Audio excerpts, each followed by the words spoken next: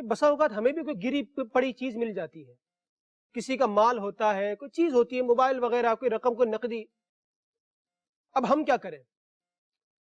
علماء کرام نے گرے پڑے مال کو کہ جو نظر آتا ہے اس کو لقطہ بیان فرمایا ہے عربی میں، لام، قاف، طا اور ہا. لقطہ، لقطہ کہتے ہیں گرے پڑے مال کو کہ جو انسان کو کہیں پر نظر آ جاتا ہے. اب یہ لقطہ کیا ہر کوئی شخص اٹھا لے اور جس کو مل جائے اس کا ہو جائے؟ ایسا نہیں ہو سکتا. انسان یہ کہے جی مجھے تو اللہ کی زمین سے ملا ہے، تو یہ تو بات پہ بہت زیادہ دور تک جائے گی.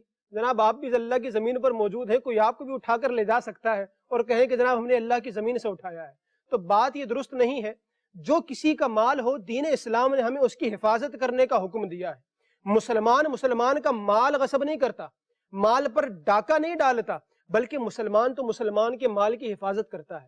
علماء کرام نے اس چیز کو بیان کیا کہ اگر آپ کو کسی جگہ پر کوئی چیز گری پڑی مل جاتی ہے تو اگر آپ کو یہ یقین ہے کہ میں اٹھاؤں گا اور اس کے مالک تک اسے پہنچا دوں گا، اس نیت سے اگر آپ اس چیز کو اٹھاتے ہیں تو آپ کا اٹھا لینا مستحب ہے. آپ کو ثواب ملے گا کہ آپ نے کسی کی چیز ضائع ہونے سے بچا لی، کہ کوئی چور چکا اٹھا لیتا، کوئی ڈاکو گزرتا وہ اٹھا لیتے، آپ نے اس نیت سے اٹھائی کہ میں اس کے مالک تک اسے پہنچا دوں گا، تو یہ آپ کا عمل نیکیوں والا ہے، یہ مستحب کام ہے.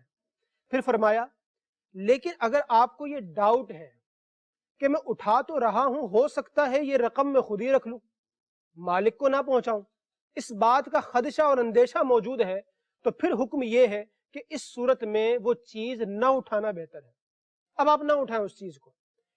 تیسری صورت یہ ہے کہ آپ کو یقین ہے کہ میں اٹھاؤں گا اور مالک تک نہیں پہنچاؤں گا، خود رکھ لوں گا، تو اب اس کے متعلق یہ حکم بیان کیا گیا کہ اگر یہ اٹھائے گا تو یہ غصب کرنا کہلائے گا، ڈاکہ مارنا کہلائے گا. اب اس صورت میں اٹھانا ناجائز ہے، اب اٹھانے کی اجازت نہیں ہے.